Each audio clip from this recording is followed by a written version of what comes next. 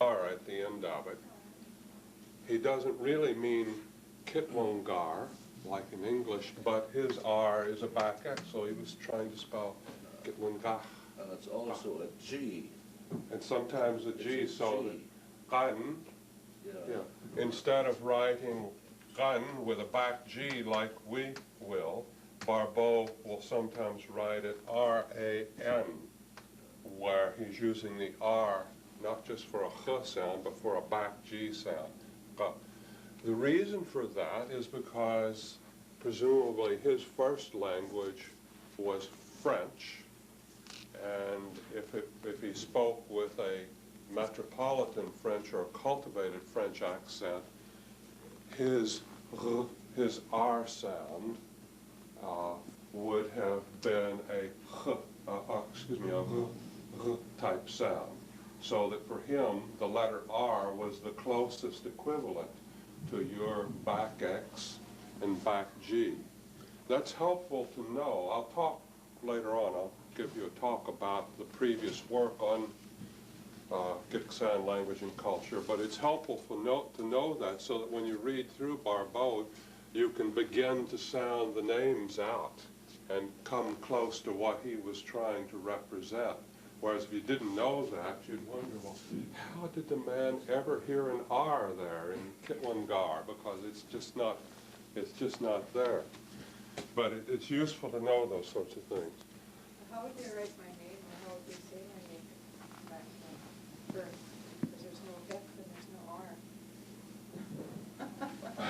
Well, he's still here today to say Fan. How? They dropped the R. Fan. Fan. Well, the way Art is pronouncing it, it's spelled with a capital F, but recognizing that that's a borrowed sound. But I wouldn't be surprised at what some old people might have said, pen, Yeah, pen. burn. Yeah. How? Burn. Burn, yeah. Or B, Yeah. B. But there are numerous varieties of English that don't have R sounds following vowels before consonants. I mean, in Australia where I live, your name would be pronounced not Fern, but Fern, Fern. And the thing you drive in is a car. And I'm looking out into the yard. See, in Australian and British English, by and large, they don't use the R sound in many places within the word. Now, to move on, it's useful in developing an alphabet and a writing system, to have a standard order of the letters and letter combinations. For one thing, in putting a dictionary together or in trying to order material, we have in English the English alphabetical order, which goes from A, B, C through X, Y, and Z. And similarly with Somali, it's useful to have an order and to make use of various kinds of software and so forth. This particular order here of letters follows the English order as closely as possible, but does it for Somali.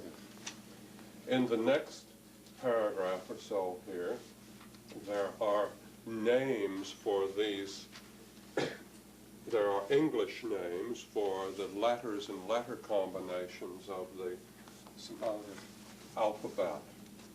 And notice at the very end, there, I said we use only 20 letters of the English or Latin alphabet, but actually there's more than just 20 letters used. 3 of the letters use an underline, so we have the back K, the back G, and the back X to indicate sounds that aren't found in English, as in ka, ka, ha, ka, ka, ha.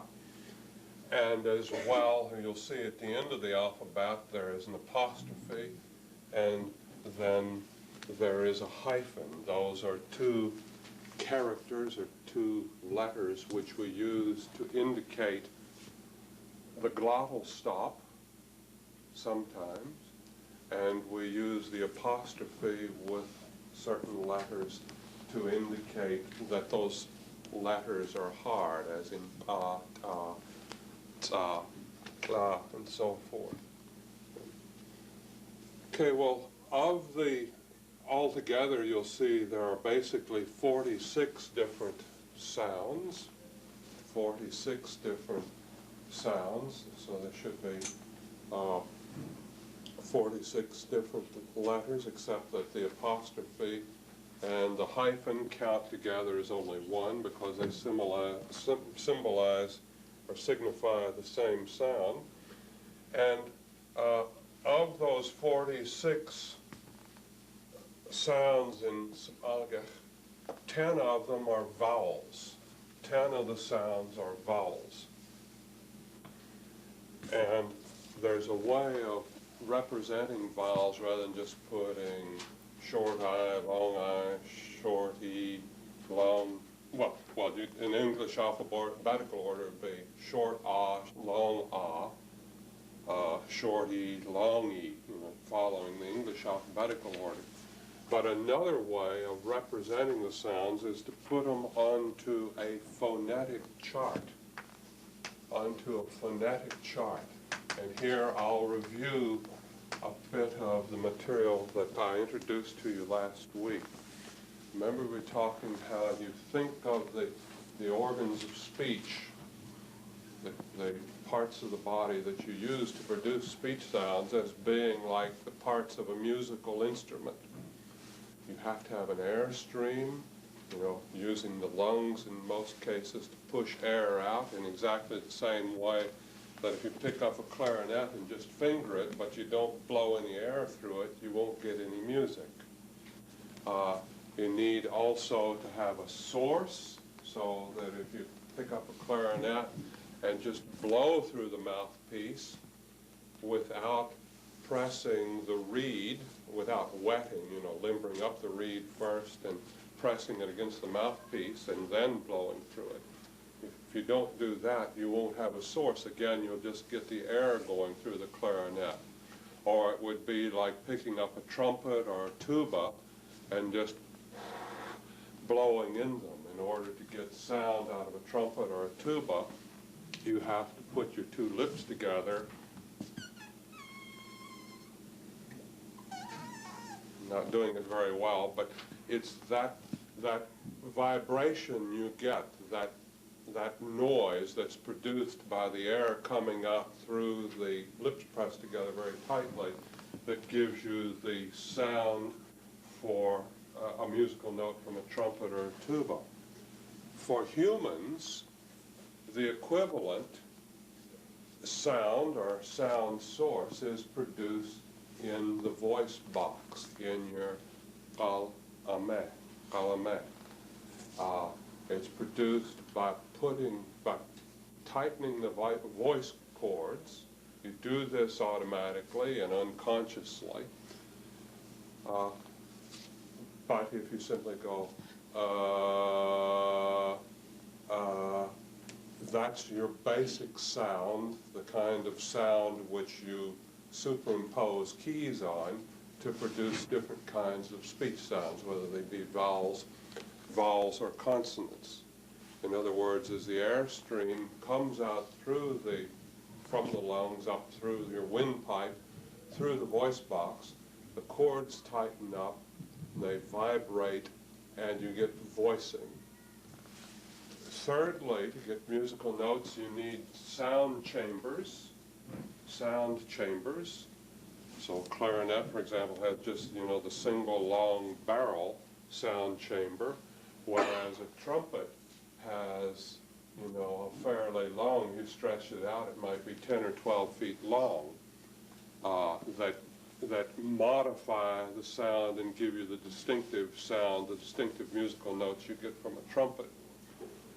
Humans have basically 3 sound chambers that we make use of in producing sounds.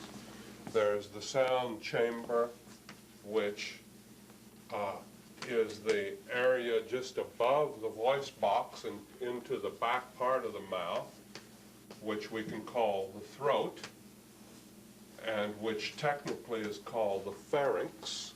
The pharynx.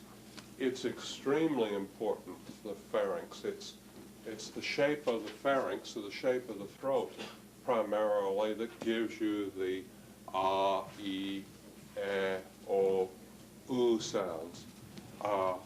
That determines, it's the shape of the throat sound chamber that gives you the different vowel notes. Humans also have a second sound chamber, which is the nasal chamber, which is that chamber between the nostrils and to the back part of the nasal chamber. And it opens and closes, what opens and closes it is what in English is called the uvula, or in Algach it's your al-an, the thing that hangs down. You can look in the mirror, open your mouth, and see it. And for example, when you produce a word, a sound, a syllable like ba, ba, if you could look inside your mouth when you're making the B, you would see that your al-an is pressed back, and it's closing off the nasal chamber so that no air comes through it, and the air just gets completely blocked, ba, in your mouth. Whereas if you say ma, ma, ma, as in what, ma, to burst out laughing when you ma. If you say ma, and you could look inside your mouth, you can't, because you see your lips are closed because you're using the lip key to make an M too. But your al-an is forward, it's open, and it's acting like a valve in order to let the air come out through your nasal chamber. And what makes M sound different from B is that M has the nasal chamber coloring the sound, whereas B has no nasal chamber. M and B are exactly the same keys, except for one has the al-an open, the M, and the B has the al-an closed and back there. And the most important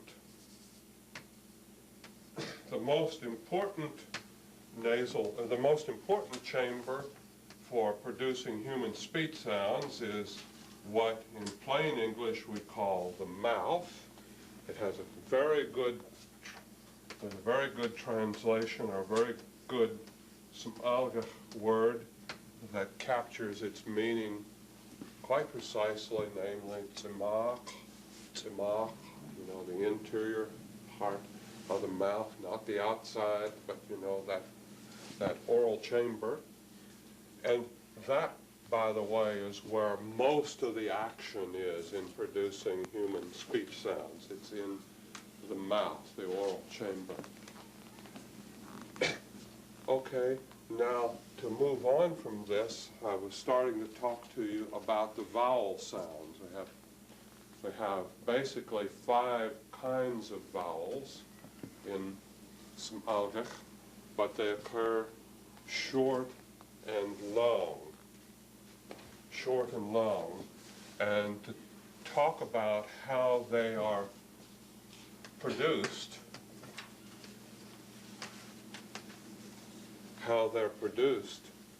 well, first of all, you have the air coming out from the lungs. The vowels are normally voiced, that is, the voice box is vibrating or humming. And in some Algach, the vowels never use the nasal chamber. Your al-an is always closed in producing vowels in some Algach, whereas in a language like French, or some of the Silmamach, some of the Athabascan languages, you have nasal vowels. So that the vowels are always produced basically in the mouth. And what makes vowels different from consonants is that vowels the air has very free passage. There's very little blockage, very little constriction, very little, no significant signature on anywhere in the oral tract in producing vowels. But yet, obviously, you have to have, there must be some bit of constriction, something's going on in the speech tract in order to make the vowels sound differently. And basically what does it is that the vowels are colored, they get their different sound from the tongue body. You use the tongue body to give the vowels their different color. The tongue body is the part of the tongue that has, its technical name is the dorsum. But remember I said, if you look at a tongue, if you imagine it cut out or what it looks like inside it, you know, you have this long, thin part that you can stick out. But the main part of the tongue body that's attached, you know, further back, is a big piece of muscle, this piece right here called the dorsum. And it's the dorsum you use to color the different sorts of vowels. Now, if you put your hand like this under your under your jaw, and produce the different sounds like E,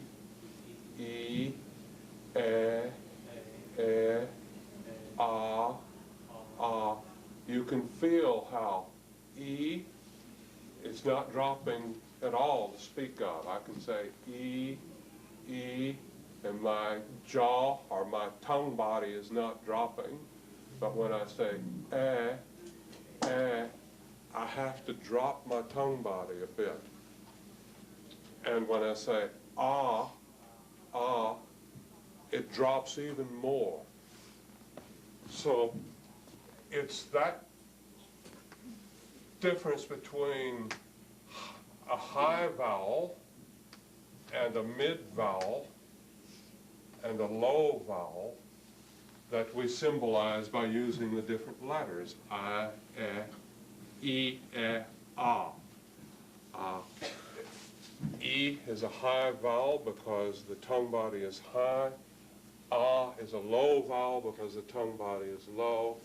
Is a mid vowel because the tongue body is in mid position. If we do the same with oo, o, or o, ah, oo, o, ah, you can feel the same thing going on again. Oo is high, o or ah is mid, and ah is low. But what's the difference between E and oo? E, oo, o, o. Well, for one thing, with oo and o, you can feel the lips around it. The lips around it. So it's as though you're playing the lip key at the same time as you're playing the dorsum key. But there's something else going on in there. There's something else going on than just playing the lip key. Namely, the dorsum, you can play it not only high, mid, or low, but you can play the dorsum in the front, in the center, or in the back.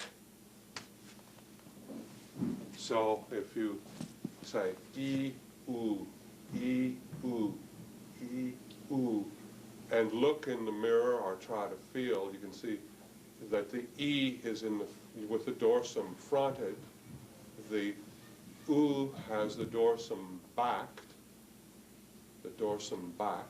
It's really very much like the difference between front K, or between front G and front GW. Front G, gah, gu, gi, gi, gu, gi, gu, I, u, I, u. Can you see? I, gi, I, gu, u. How those sounds are very similar. Okay, so the U is a back vowel. Similarly, the difference between o. O is not only rounded, but it's back. Is front, O is back. And the ah, if you compare the ah with E and U, the ah is not front and it's not back, it's in the center. And as I was saying to you before, the vowels are very strong sounds. They're very strong because they have lots of energy on them, because you're not constraining or constricting the air at all. And people who sing will recognize that it's the vowels that you can hold for a long time, whereas you can't hold a B or an M or a G, because they're very quick, momentaneous sounds. You can hold a fricative like S or th a little bit longer, but again, not too long. But a vowel you can hold for as long as you can keep your breath going. You can hold it. Okay, so the vowels, and remember that in some alga, the vowels occur basically in short and long pairs. So we have a word like sip for bone, but seep for to be sick or to ache, to hurt. Or two words which are the same except for short versus long. Sip, which means to be tough, that is bone-like, as opposed to seep. And because they sound different, we have to write them differently. Okay, at the bottom, we've done 10 out of 46 sounds now. At the bottom, there are the different consonant sounds. And notice that these two are put on a phonetic chart. And they're not ordered, like A, B, C, D, E, F, G, but they're ordered in a different fashion. And basically, they're ordered as to whether they're at the front of the mouth or moving all the way back to the back of the mouth.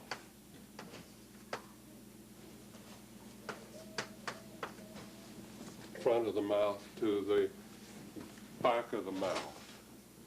So we have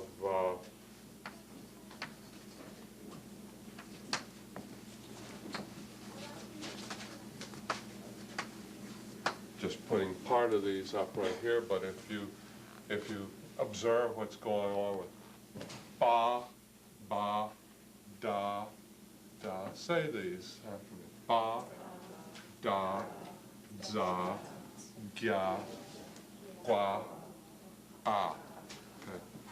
B, g, d, g.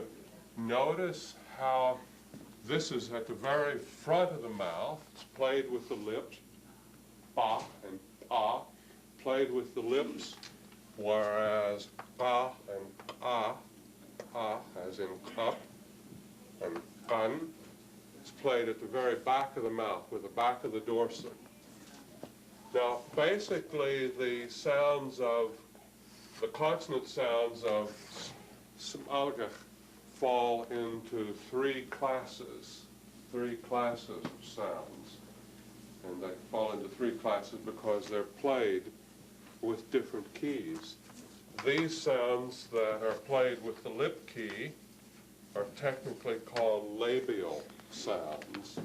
labials. Sounds like da, da, da, or da, za, pa, sa, and la, and sa, are played with the tip of the tongue. That's the main key you use for them. There's no common English word for them, and linguists call them coronal sounds, These sounds at the back of the mouth that we write with letters like K and G and X, K, G, and X, again, there's no common English name for them, but they're all produced with the dorsum, with the tongue body, and so technically they are called dorsal sounds. Now, again, going over the chart with you.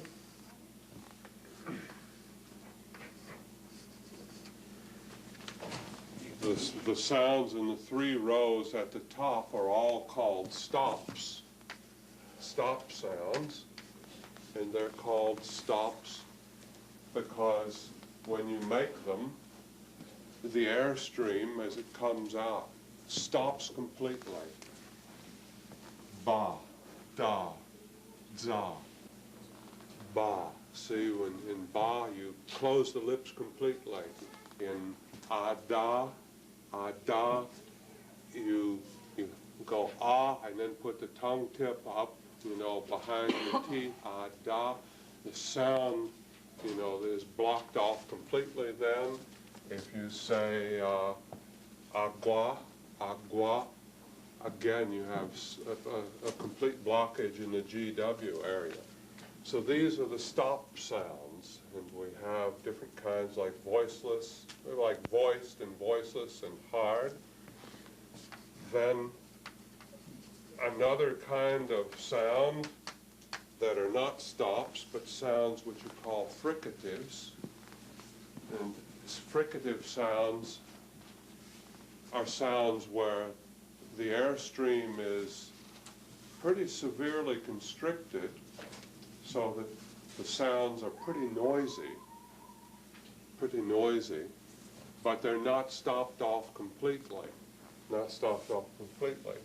And in Somalga, we have just 5 kinds of fricative sounds. Sa, sa, sha, sha.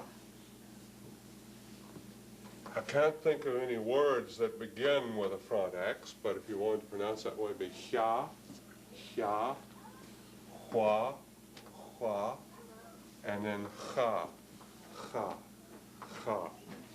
Most often the X and XW are at the ends of words, or they have a consonant following them then. But notice how with our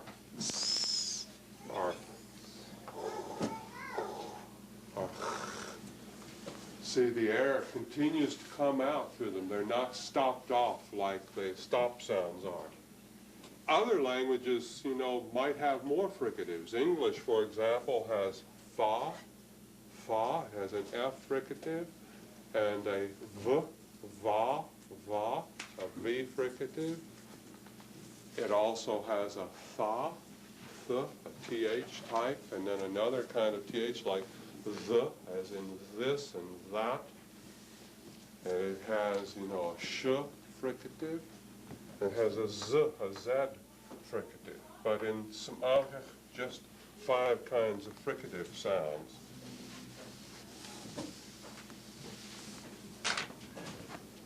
And there's no hard fricatives. The fricatives are always soft in Somalga. And just quickly, another kind of sound, there's no common word in English for it. Another kind of sound in Somalga are called resonant sounds. They have even less constriction than the fricatives do, but they're not as strong as vowels. Not as strong as vowels.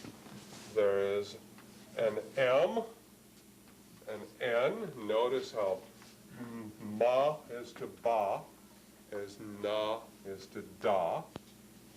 There's no, these are nasal sounds. Then la, which is produced in the same place as tla or tla, la. Then ya, kya, kya, ya, all with the front part of the dorsum. Then a W sound, as in wa, the word wa, which means name. And these are all soft. But where Somalia differs from English is that it has a full set of hard resonance, of sounds that are produced by closing your galamé, by closing your voice box off at the same time as you play the front key and close your lips or close the tip of the tongue or put the tip of the tongue up and let the air come out the side. Hard sounds. Ma. Say it after me. Ma. Ma. Ma. Ma. So we have musk or mask to be ochre colored or brown, mask or musk. But if we make it hard, we get the other word, musk. Musk or mess. Mess. Which is what a skunk does when he gets angry. He musk. Just as there's a soft N, so too there is a hard N. Na, na, na. So we have the word for snowshoe, nach, nach, but the word for bait, nach, nach, nach, with a hard N.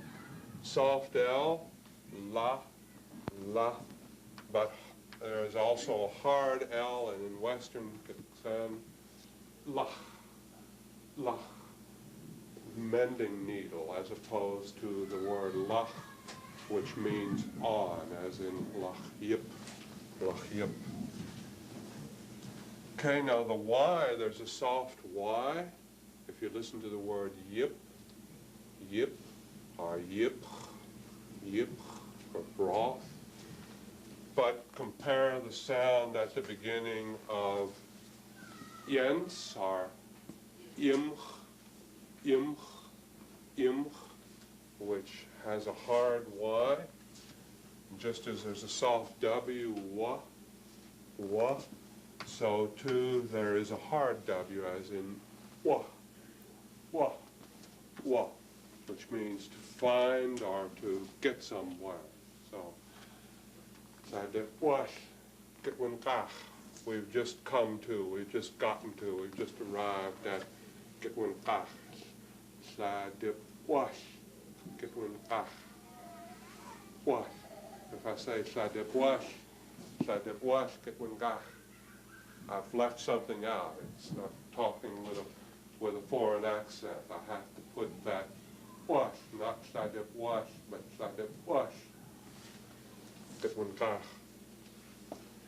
Okay, and lastly, our last bit of review here, there is an H sound, which is soft, it's not hard, the air can come out freely through it. There's lots of words with H in it, a very simple key word, ha, ha, for, which means air, air, ha. Or heesh, fa. It's a free-flowing, very simple sound, the H. Essentially, the airstream just passes out freely through your voice box and through the front part, through the oral cavity, through the mouth. And then lastly, this sound, which for English speakers is almost like no sound at all. It's not really a part of English. And English speakers tend not to hear it, or to hear it as not really a sound. But if you say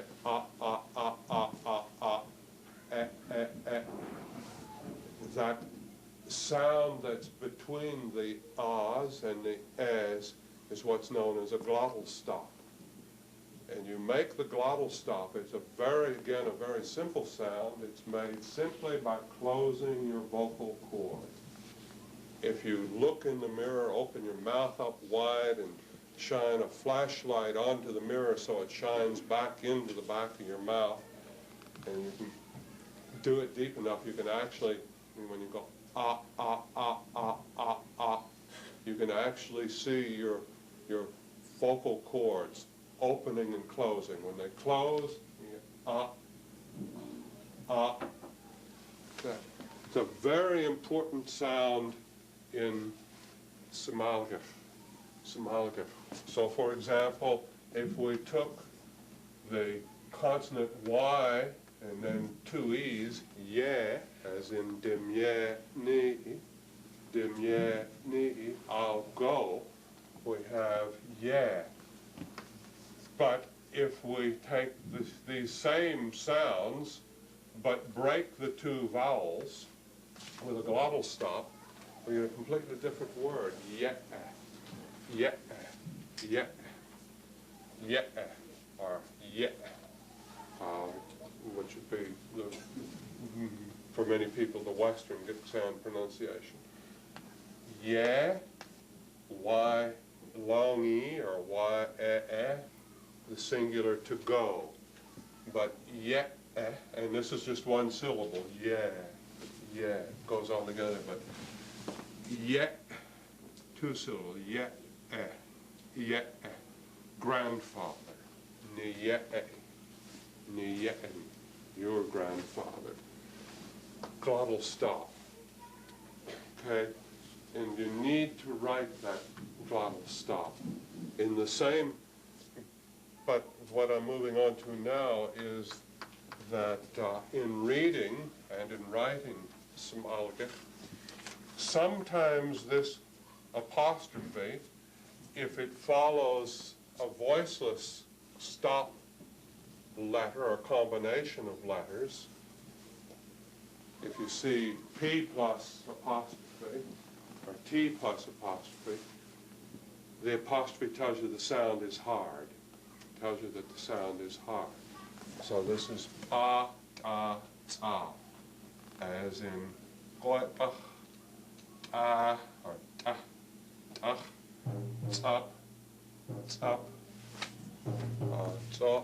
and so forth there with a hard TS. But other times, the glottal stop, if the apostrophe is between two vowels, you pronounce it as a glottal stop. As a glottal stop. It's not a hard vowel. All vowels are short.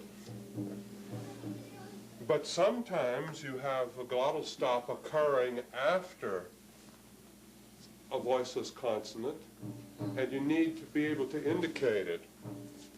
So that a word like Abchen, to be light in weight, not light in color or in transparency, but to be lightweight. Abchen. Notice Abchen, long A. Now if we're talking about a number of things, we want to have a plural for Abchen. If we were to write it like this, it's pronounced as Abchen, as up, first syllable, ab, second syllable, hin, third syllable, hin. Well, there's a danger, you see, we'll confuse P plus apostrophe instead of pronouncing it as P plus glottal stop, as in option. We would pronounce it as option, and we'd be mistaken. We wouldn't be pronouncing it right. So that instead of writing the glottal stop as an apostrophe following a voiceless stop, we write it with the hyphen there. And when we see that hyphen in a word, it tells us, pronounce it as glottal stop. So, up, hin. Up, hin. Another word where we need to use the hyphen, the word that means to come, adix, adix. Short or long vowel at the beginning of adix. Long vowel, so long A. What kind of T? Is it a soft T or a hard T? Is it adix or adix? Okay, hard T. A, hard T. I, front X, as adix. Adix. Now we want to make a plural out of it. The plural is at adix, at adix, at adix, at adix, at adix. Three syllables. But notice we write it this way, we would pronounce it as at adix. And again, we would be wrong. So it's another word where you need to have the hyphen to indicate the glottal stop. And in words like get unmax, get unyao, you use the hyphen there following the get to indicate the glottal stop. But elsewhere, that's the only place where you need the hyphen. The only words where you'll be writing hyphen is following a P or a T or a TS, hard TS, or, well, it's basically following a P or a T. I can't think of any other, any words that where the hyphen follows these, you know, a TS or a front K or so forth. There. And otherwise, you write the glottal stop always as apostrophe. A bit more to show the difference between the hard sounds and sequences of soft sound plus a glottal stop. Atlach, atlach. If I write atlach to be angry this way, what have I done? A, soft L, A, back X, and it's pronounced atlach, atlach. What have I left off here? Pardon? The apostrophe, because it's a hard L, is atlach, atlach, atlach. So, four sounds, and then ch, two syllables, lach. Now if I want to say plural for, you know, a whole bunch of people are atlach, they would be al, and I can write an apostrophe there, al atlach, al atlach, al atlach, al atlach. In other words, you see here, al, and then al, or a-lach. There's no confusion putting the apostrophe following the L. It's not pronounced as hard L, but it's L plus a glottal stop. L plus a glottal stop. Whereas apostrophe L is always the hard L. There are some other words which you might, if you know, were trying to spell words in some alphabet before learning this alphabet, where you might tend to miss the glottal stop. You might tend to miss the glottal stop and just write nothing.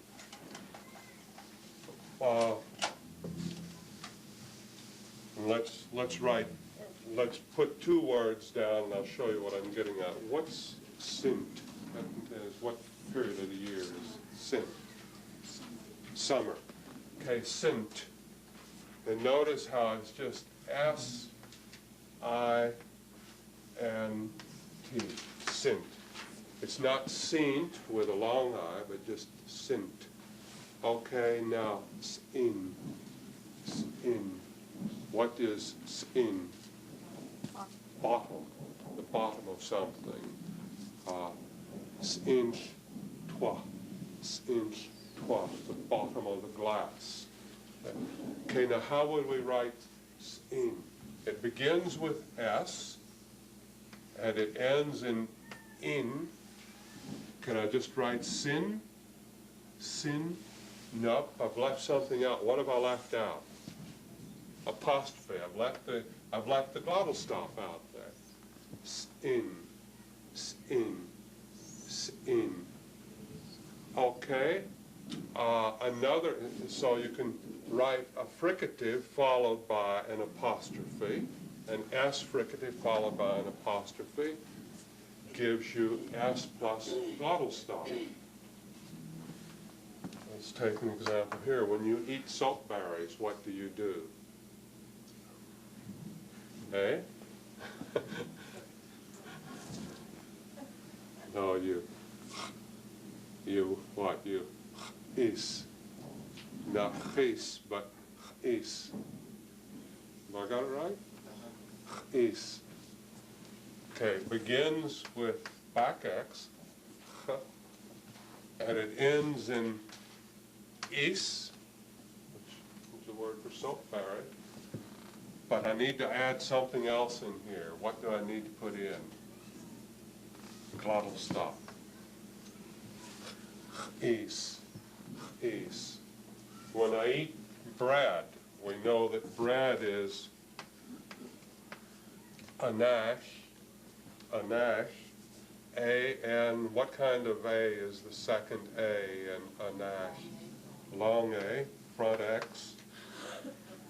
And we want to eat bread, and we know that if you want to form a verb, a compound verb, meaning to eat something, you put ch at the beginning and then what it is you eat. Now, is it pronounced as chanash? Chanash? Now, I'm leaving something out. What do we need to put in there? The apostrophe, the glottal stop. Anash. Anash. Dem nash ni. I will eat some bread.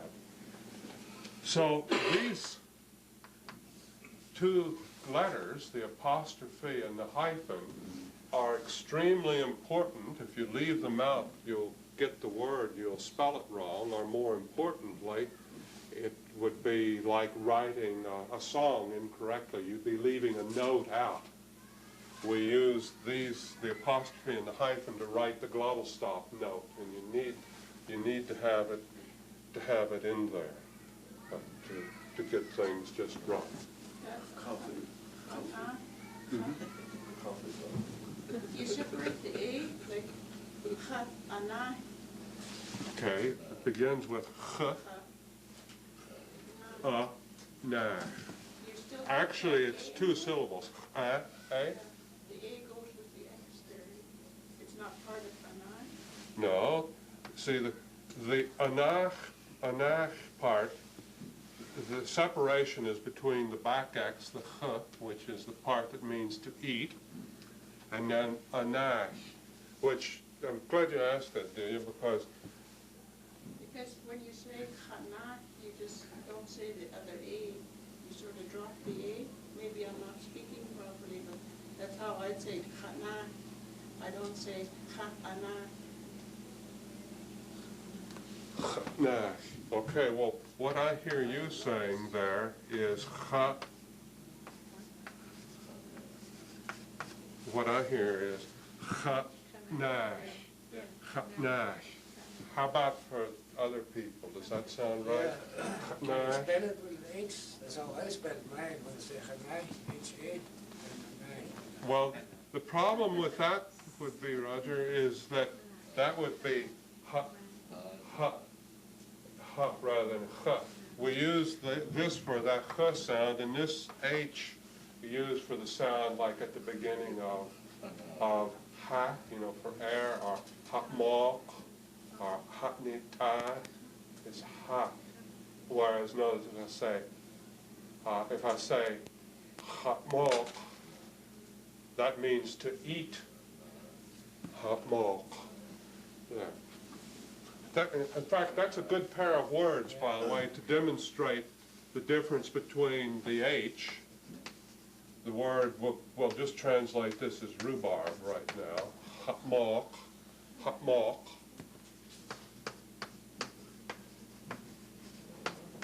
And then to eat rhubarb, hot mok.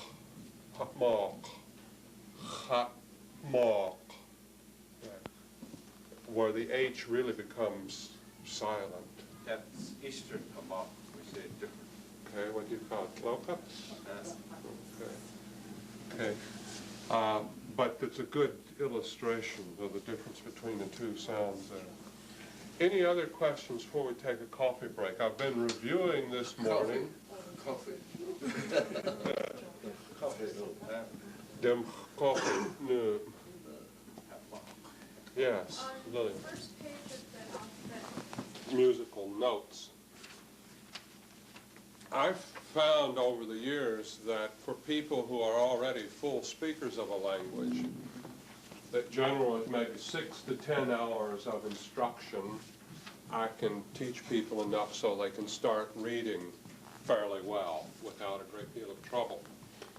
On the other hand, to teach people to write rapidly and accurately takes several years of work of going at it consistently and steadily, several days a week or more. That's nothing to despair about, because stop and think, how long did it take you to learn to write English, or to read and write English? Most people, you learn to read pretty quickly. It seemed to me, when I think back on it, it was almost overnight that I learned. My grandfather taught me the letters and how to sound them out, and I started reading. But I was years at school learning how to write the English language. So you shouldn't despair or give up because it's taking you time to learn to write Somalica, because it is a great task. But part of consolidating our knowledge here, I think one way of doing that is to actually do a bit of reading. Now, unfortunately,